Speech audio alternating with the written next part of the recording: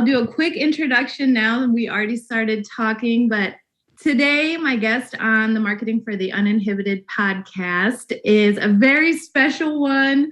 My best friend Kate and I, we just love Cassy Garcia so much, and she's here to talk about saving time, money, and energy with her new cookbook, Cook Once, Dinner Fix, which is out September 14th. So welcome to the podcast, Cassy.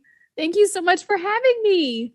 Yes, I'm so excited to talk with you today because I feel like, well, first of all, I need to show everyone that this is like proof that I'm a fangirl. So this is your older cookbook, and then this is like all of our favorite recipes. I love it.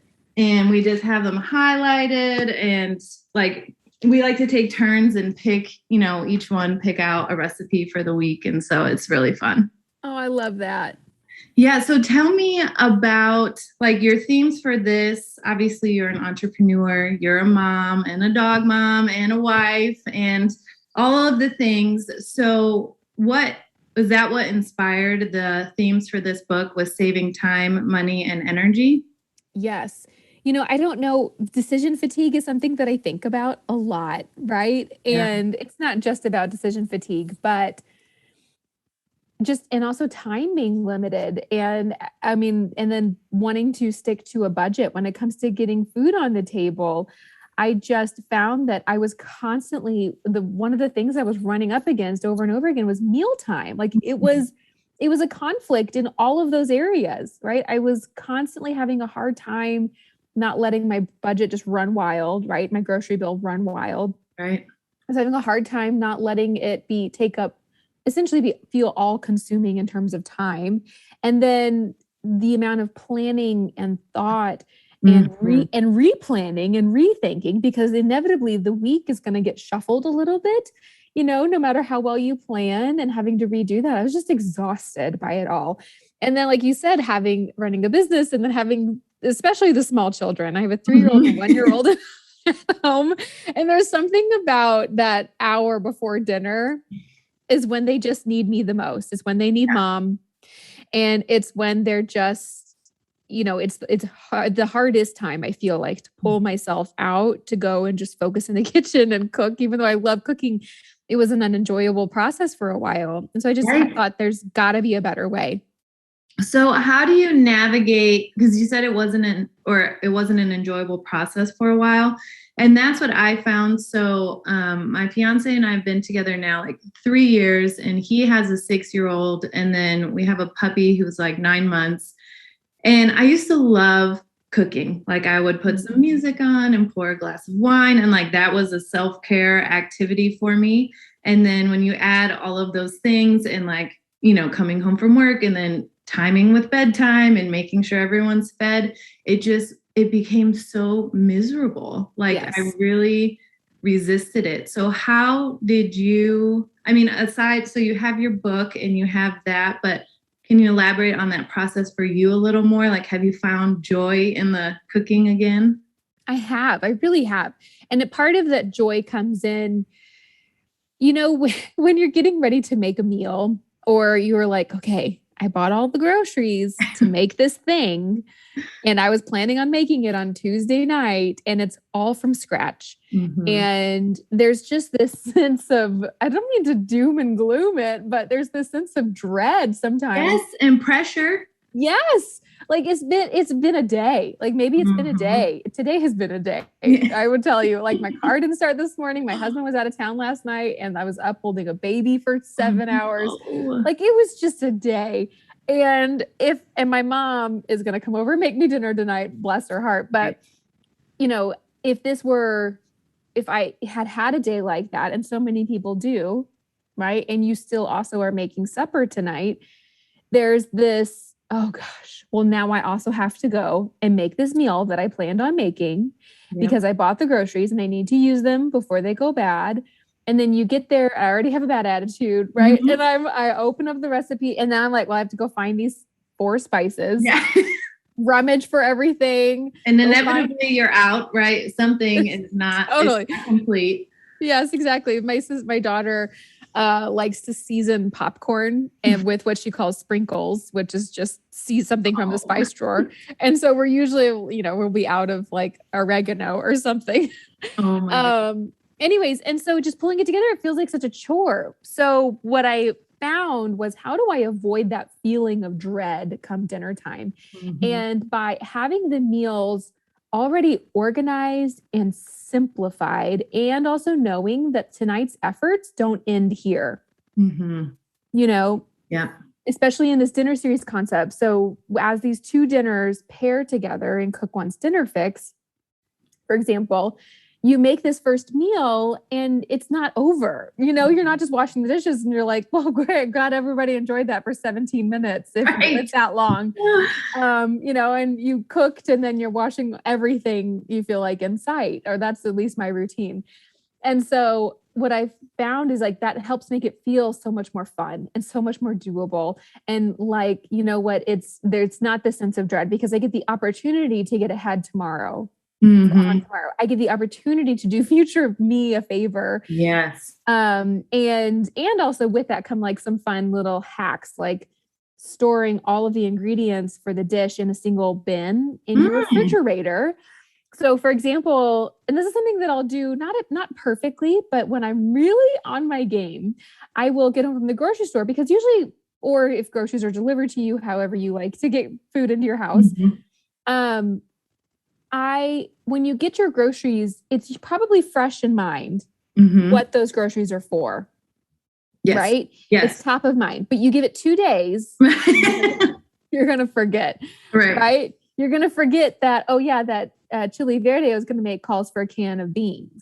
Right. Right. And then when you're ready to make it, it's not until you're looking through the ingredient list and you're like, oh yeah, oops, I have to go find the beans. Yeah. And so what I found is that by storing all of the ingredients, beans included, in a bin or a bowl or something in the refrigerator, the dry goods, it helps make that so much easier. So when I've had a day, and I'm coming home and I still want to make this meal because the ingredients are set to be made today. Yeah. And all I have to do is grab the bin, whip this up, and also know that I get to fold some of this effort forward into a future dinner. I love that idea of putting it all in the bin because so we did HelloFresh for a while, and even with the groceries, like we used your first cookbook religiously. And then it got to a point where I was like, I don't even want to grocery shop. And we have the opportunity to be able to like order HelloFresh. So we tried it, and it just like, even still, I would find that it was taking me double the time, like double the suggested recipe time to do everything. And I'm like, what is taking so long? And it was the back and forth and the like trying to, gather all the ingredients and then make sure I had like the right utensils clean. Do I have the big enough pot clean, and like getting it all together. And I think what's so interesting is, so this is a marketing podcast generally, but we talk a lot about like batching your content, which I'm sure you're familiar with for your own work.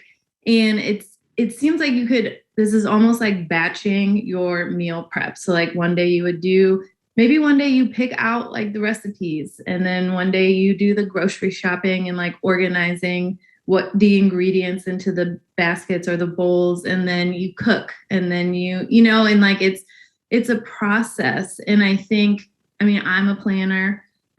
You're a planner. I built a business around being a planner. And so to me, that sounds really good. And I know that it makes me feel really good on Sunday night to know like, okay, we've got a plan for the meals for the week. Yes. I like to cook on Mondays before anyone gets home. Like I cut the day early from work so that I have an hour to like enjoy the process. That's so smart. And then, I go pick up the kid from school and like the dog from doggy sitter. And then we can just like eat and not have to, and clean up, of course. So for people that don't like planning, is this helpful for them? I think it is helpful because I tried to do as much thinking for you as possible. And so hopefully it is really just,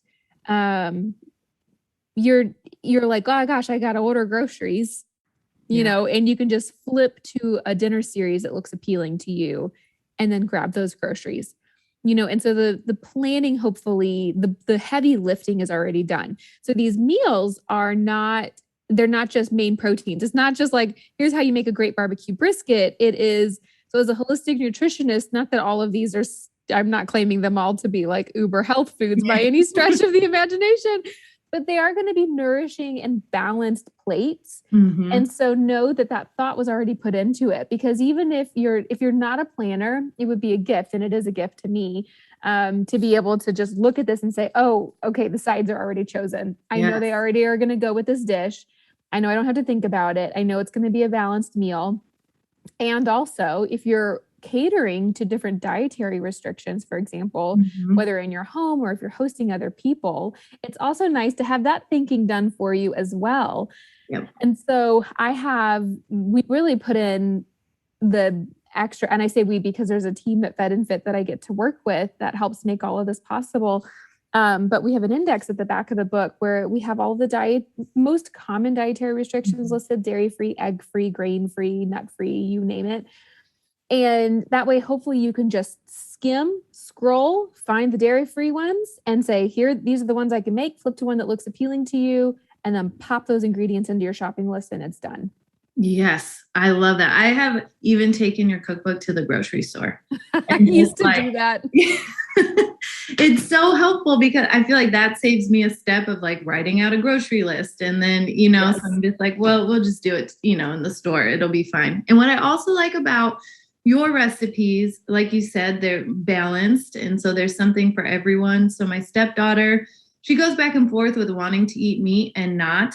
And she is very experimental, so she will try everything, and she loves like fruits and veggies, but she's also a purist. So if we have tacos for dinner, she wants them all separate, like everything's separate.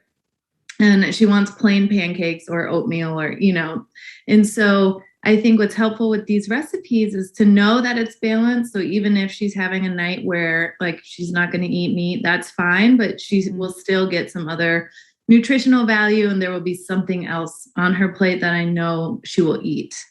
And so I love that. So do your kids, were they a part of the taste testing process? Oh, big time. As is my husband and I wouldn't say that this crew they're the pickiest eaters ever, but they definitely are picky, and tough audience. It is. And my husband, he'll tell me, he'll be eating it and I'll just say, what do you think? Everything I make is, what do you think? And he will be like, oh, this is just not your best thing you've ever made. I'm like, okay, I guess that one needs more work, or we're scratching it. Our girls will eat a lot of different foods, but it's interesting. Their ages right now, 3 and 1, I like to offer them deconstructed meals, because I think that it's easier for them to really see and understand that let's say if it's a beef stew, for example, whereas my husband and I might really enjoy a big bowl of beef stew with a crusty piece of bread on the side. That may not be very appealing to the girls because it's essentially like a mystery bowl. Yeah. Like what is in there? And they are also probably not going to ask me, is there garlic in here? Or whatever it is. And so on their plates, I'll pull out the stewed carrots and I'll pull out the stewed meat and I'll pull out the potatoes and kind of list those all as separate, put a piece of maybe a little cheese or some fresh, and always some kind of fresh fruit, but like some easy wins for them to think through. But so I presented the meals through the book through that lens, kind of how can I get this to work for our family? And that was something that was really important to me. And there's some food in there that's a little spicy. I'm actually going to make one later this week. It's this adobo roasted beef with this really yummy spice rub. And every once in a while, my kids just surprise me. They loved it. They gobbled it up. Wow. So never know. Yeah, no, it is surprising what they'll try and then what they end up liking. I'm usually surprised by, her name is Rebel, by Rebel's choices too. So do you, when it comes to budgeting for your grocery list, that is not like a concept I have mastered by any stretch of the imagination. So do you have any, or just maybe like the whole grocery process, like if someone is having to go and buy their you go to the grocery store. Do you have any tips or suggestions for like budgeting and planning that part of it? Yes, absolutely. So, and speaking of batching your work, which I'm a big believer in batching everything in my life. Everything. Yes. And I typically resist systems. My personality resists systems, but Interesting. I know, isn't that interesting? But I also see the benefit of batching things together. It becomes much more efficient that way. And so when it comes to budgeting, I usually batch this effort by sitting down and thinking about building budgets out for everything in our life, right? Mm-hmm. Or at least everything that would make sense to touch with a budget. And then setting aside a budget for food and groceries and things like that, is setting the intention of how often do we want to eat out? How often do we want to cook from Yeah. home? Because that'll really influence the grocery budget. And then whatever that number is, working with what I have, I like to prioritize my dollars on the things that are going to be the most nutrient dense. Mm-hmm. So if it's possible for you, for example, to prioritize high quality fats, that would be number one for me. That's where I would splurge for the grass-fed butter Mm-hmm. and the organic olive oil, Mm-hmm. for Yep. example, and it's because those carry a larger nutritional bang for your buck. Other things that I think about prioritizing are eggs. If you eat eggs, when you look at the cost of pastured eggs versus conventional eggs, the sticker difference can be jarring between the two cartons. But if you think about it, even the more expensive one, it's still a more affordable, high quality protein Yes. per serving, right? Right. When you're comparing it to, let's say, like grass fed beef. Mm-hmm. And so it start to kind of move. I move through the grocery store like that, and I think about where can I get the most bang for my buck in terms of nutritional value. I also like to get a lot of proteins through, and eggs as well, if it's possible, but through like cow shares. If you have the space. Oh, yes. We've talked about this. Yeah. I'm talking about batching an effort. Yeah. If you have the space and the ability to get like a little deep freeze or something like that and look up, I want to say it's eatwild.org. It's a miracle if my brain remembered that accurately just now.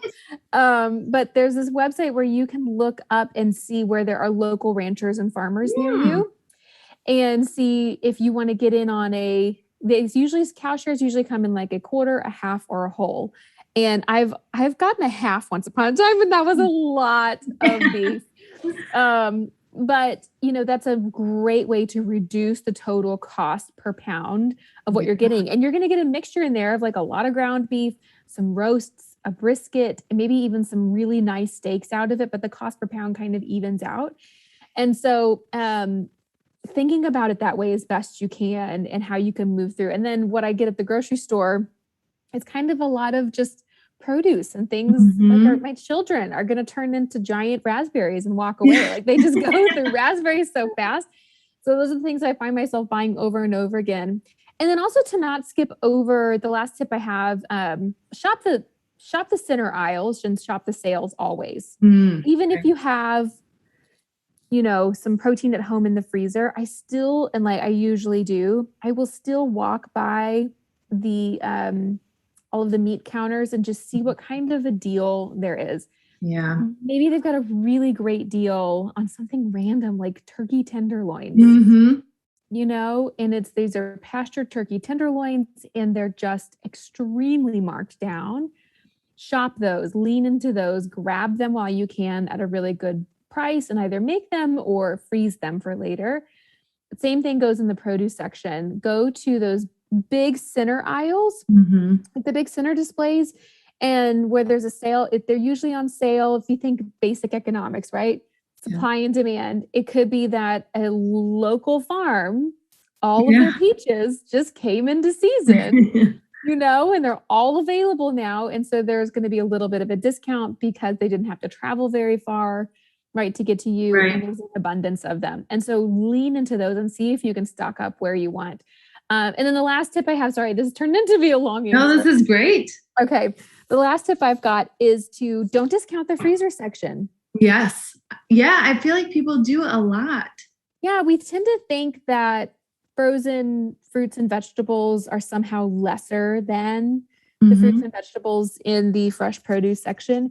And while there's the impact of more packaging, and that's unfortunate in the freezer section, sometimes you can find food because it was harvested, just like the peach example, right?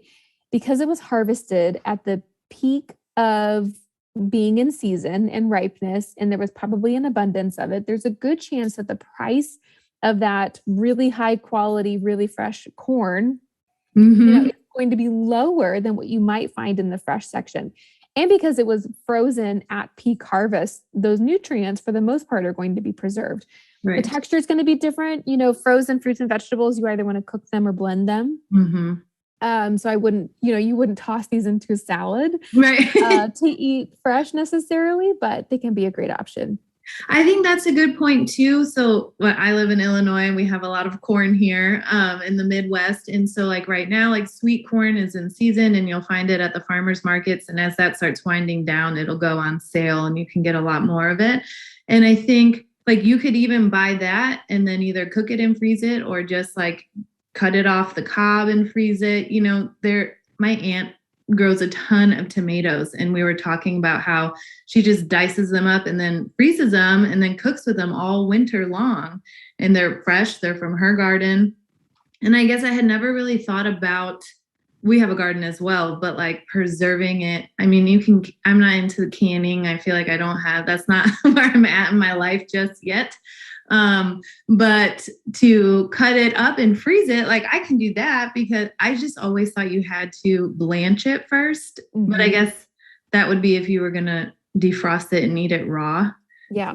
So then to cook with it or to throw it in something, that's so easy. It is. And we do that with our tomatoes as well. I'll take whole tomatoes and throw them into quart-sized bags, and those I'm able to reuse them every year.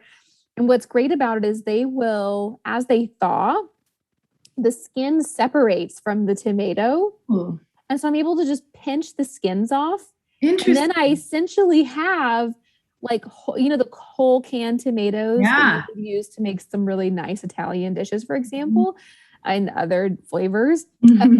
But you essentially have that ready to go. And it's so convenient. And it's already done for you. And there was no prep I had to do. I just pulled them off the vine and put them in a bag.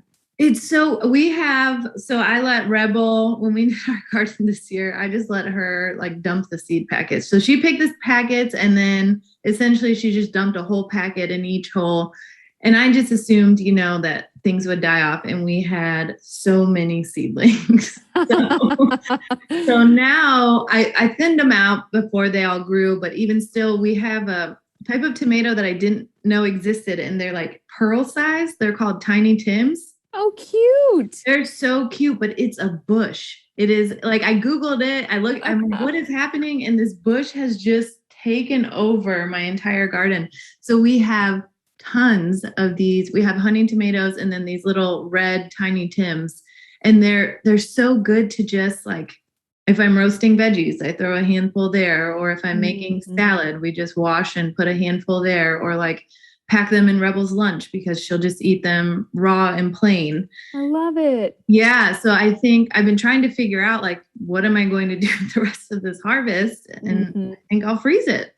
And I'll have them, the rest of the year, or make salsa, I can do that stuff too. But that's such a great idea. I love it. So I want to shift gears. Do you still have a little time? I do. Okay. So I want to, if you're willing, talk about the business side of things just a little bit, because I really do admire you as an entrepreneur, and I listen to your Driven podcast with Diane. I can never say her last name. I feel Filippo. Okay. Yes. Of Balance Bites. And so what I'm curious about, I work with a lot of creative entrepreneurs who have started a business like from a hobby. So they started a creative hobby as an outlet from raising young kids, from, like just a creative passion that they've now built into a business. So that is no longer their outlet because it's their business. Yes. And I was wondering if that applies in this situation. Like if you started the blog, and maybe if you just want to elaborate on that, or like maybe the history of it too, a little bit. I would love to. Yeah. So I started Fed and Fit. It's been 10 years. Oh my gosh. I know. Isn't that wild? I started it. Congratulations. Thank you so much. It was this summer and I was sharing that with the team recently and they were like, wait a second. You just had a decade anniversary. Did you celebrate? And I was like, no. Oh, well, we could talk about the importance of celebrating too.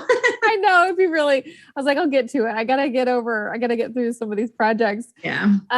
But yeah, so it's 10 years ago, I started as a personal blog and it was a hobby and it was that kind of creative outlet for a very long time.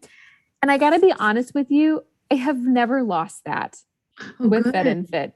Now there are elements of the business that I'm like, I guess the time is upon me to really figure out how to, study a P&L, to the nth degree. Like that season is here and I don't necessarily enjoy all of the aspects of the business or like writing policy. I don't enjoy that kind of thing.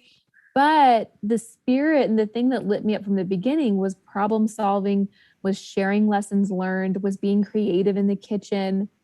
It was exploring photography, as silly as that sounds, maybe. And not that it's silly, but it's something that I still enjoy, and being able to create new things out of what feels like nothing. There's so much fun that comes with that. And then being able to find people to do it with, and create. It's always been on my heart to create great jobs for great people. And I'm finally at a position in my career where I get to do that. And so in a lot of ways, the job still feels like I cannot believe this is what I get to do for work. And I love it. I mean, the book, Fed and Fit we spend most of our time, I can talk a little bit of shop here, but like most of Fed and Fit, the team and the company as a whole is focused on supporting the website, right? So a lot of our energy goes into the website and goes into optimizing for search engines and goes to creating new content and all these things to be able to find and support more people. Right. Support the people we have really well and support new people really well. And that's pretty much what the team does. And so writing books and doing all these other things, this is like where I get to, fly my freak flag. This is where I get to really just go have fun and, do something that the business benefits from it, but, books are not how a business financially operates for the most part. Right. There's some people, I mean, there's like I'm sure there are mega authors out there that can build a really substantial business off of writing books. But I have found that a more sustainable revenue stream that supports a more consistent team is by way of the website. So I still get to kind of play is what I'm trying to get at. I get to play, I get to experiment with new ideas, new solutions, and really I feel like stay on the front line of the business and putting out the latest and greatest things. I think that's such a good point to bring up. And it sounds like what you're doing is mitigating the burnout factor. Like when you have, like if you didn't have such a great team that could help support you and like run the website, at this point of 10 years of running a blog, you'd probably be a little burnt out or bored with just the process itself. And so I think it's great that you have these other avenues of creation. And one thing I always suggest to my clients is like to go create something for themselves. Like, and maybe for you, it's like developing a recipe that you don't have to share. But then once you love it, like I had a client who she was playing around with creating her own, she's a candle maker and like creating her own cement candle holders or like that she would then pour the wax into. And it was just a fun project. And it was her homework to not like put that in her shop, like just play with it, have fun creating on your own. And then she ended up loving it so much. And she shared it on Instagram, just for fun. And then of course people are like, how can we buy it? So it ended up there anyway, but I think that's such an important part of the creative process, and just to like refresh for yourself, to like have that creative outlet. It is something that I've taken up recently, to your point, is sketching. I have a friend who she's a very gifted artist, and she was telling me about how she was working on redecorating her house and all this stuff, and some of the art she was hanging up. And I asked her, I was like, how do you find art? And she's like, well, it's my art. Wow. I was like, oh, it blew my mind. Yes. And I was like, I want to create art for our home. Yes. And so, just started sketching. And I don't necessarily, of course, if you're an entrepreneur, it is really hard to turn that switch off in your brain, where you're like, what can I do with this? I've always wanted to write a children's book. Could I also illustrate the children's book maybe one day? But like, it's really at this stage, to what you're talking about, it's that stage of, it's just pure and it's for myself. Mm-hmm. And it's a way that I can sit with our girls and draw and be like, you pick out something and I'll draw whatever you pick out. Oh, that's like cute. A really fun activity. Yeah. And that's something, and I think it's because I was ready for something else. Whereas like gardening, for example, mm-hmm. was this thing that I started for myself. And then I was like, well, I'm going to blog about this so I can tell people. And then it became work. Yes, exactly. One of my clients, she started gardening, and she worked so hard on her little seedlings inside, and our puppies are like the same age. And she put the seedlings in the ground, and that dog just went to town and dug them all up. And she was so upset that day that she could not speak to she didn't speak to the rest of her family. She like texted me about it, and then, she was fine. But yeah, I think it's just and my best friend, Kate, who you met a little while ago, we talk about this a lot too, in terms of just making that time for yourself, mm-hmm. like as a mom and an entrepreneur, a working mom, anyone who wears all of those hats, and like, how do you prioritize that time for yourself? So you sketch with the little ones, but is there anything you do just for Cassy? Oh man, things that I do just for me. I mean, I could put like my Bible study in that category, my readings, things like that. Oh gosh, I'm in a tough season right now. It's, I don't do this often, and I sprint for just a very specific mm-hmm. period of time, but I'm sprinting right now, which means in some ways I'm burning the candle at both ends. So it doesn't leave a whole lot of wiggle room, but there are connecting with friends. I have found that when I'm feeling a little not well, like I'm not caring for myself in terms of time and space, right? That if I connect with friends and family members, people who I miss, who I'd like to talk to, that usually helps.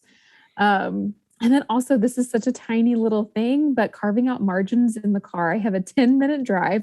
It's very short to my house and to the office.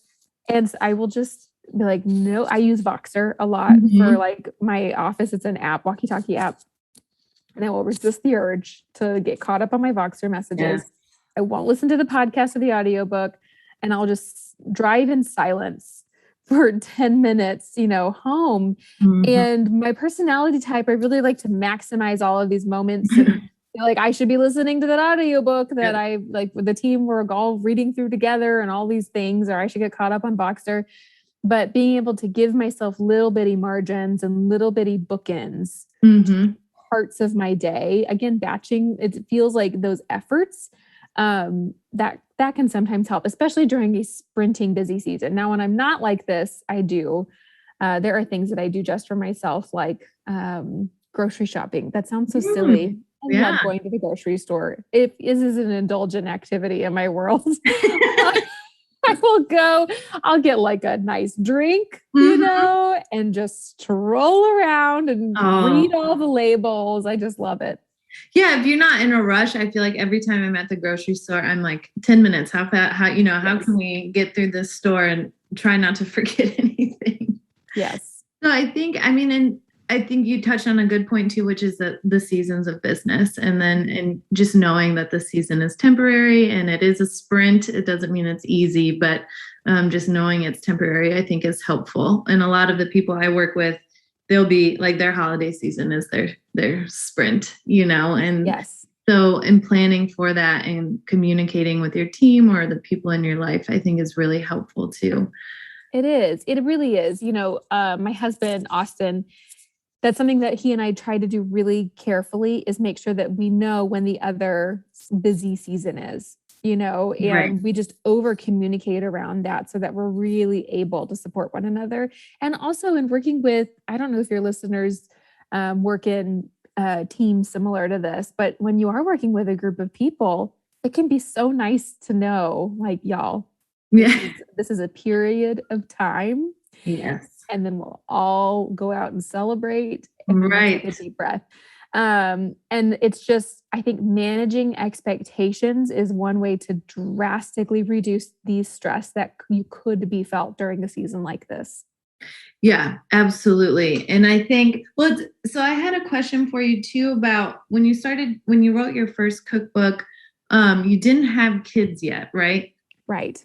So it's interesting. I mean, it's so helpful for families. So when have you always been this creative and this mindful of your like cooking with families and for community?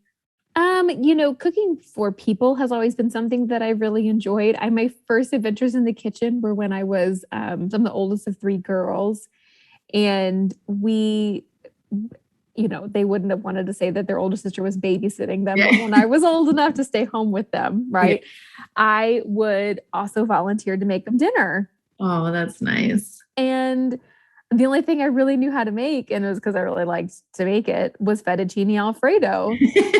And so I just started, and it was never the same twice. I never wrote it down, never really followed a method. And I would just kind of play with new ingredients and new things. My sisters loved it. I loved it. And it just from a very young age started to nurture this connection between the joy of creating a meal and what I get when somebody can enjoy it. And it was fun, it was creative, and it was fulfilling and satisfying. And it just started to, I think from a very young age, get me very interested in food. And then even in college, I joked that after going out with my friends in college, a lot of people would, no shame, but they would drive through Taco Bell and I'd be like, no, thanks. Right. I have the food that I craved was I'd get home and I'd have crusty bread. This is before I realized that wheat gluten really bothers my stomach. If you can eat it, please eat it. Someone needs to. But I would make this essentially a crostini, and I would saute some tomatoes with some Kalamata olives, and I would put it on this bread, and I would just eat these sauteed tomatoes on this crusty garlic bread. And that's what I craved at 3 a.m. And it was just playing with food. It's always been something that I've just been really compelled to play with. That is so funny. I was not not in a place where I could have been cooking. I think one time we tried to put a pizza in and it fell over onto the oven door. We were trying, it was late and we probably should have been in bed. And I get it. I had those experiences too. And I did eat my fair share of tortillas and queso, don't get me wrong, but yeah. Well, I think that's a great place to wrap it up. I really want to be mindful of your time today. So if there's anything else you want to share with the listeners about the topics of the book, or and definitely share how they can get in touch with you and where they can buy the book. Yes, thank you so much. So Cook Once Dinner Fix, it's available pretty much everywhere books are sold. And if you pre-order it before it comes out, you actually get locked into the lowest possible price that it hits in the whole pre-order campaign. So that's a really smart thing to do. And then we have a bunch of gifts for folks who take that leap of faith, because pre-ordering really helps the book do really well. And so as a thank you, we have a couple of ebooks, an invitation to a launch party, all kinds of fun stuff. So you can find all of that info over on fedandfit.com. And then I'm the most active on social media over on Instagram at Fed and Fit. Yes, thank you so much for being here. And I'll just add, so even if maybe the cookbook is like, okay, yeah, I'm interested, but just go check out this launch funnel. Like, see how you launch a book and how the freebies and how you really tap into your customer base. Because I feel like, and Kate and I talk about it all the time, but we just feel like you're talking to us, and that is like the best marketing ever, when it's so specific that you feel like they're speaking directly to you. So thank you so much for all that you do, and your team too. That you guys have been wonderful to communicate with as well. Oh, thank you so much. It means a lot. This has been a treat. Oh, good. Same here. I hope you have a good evening. You too. Bye-bye. Bye.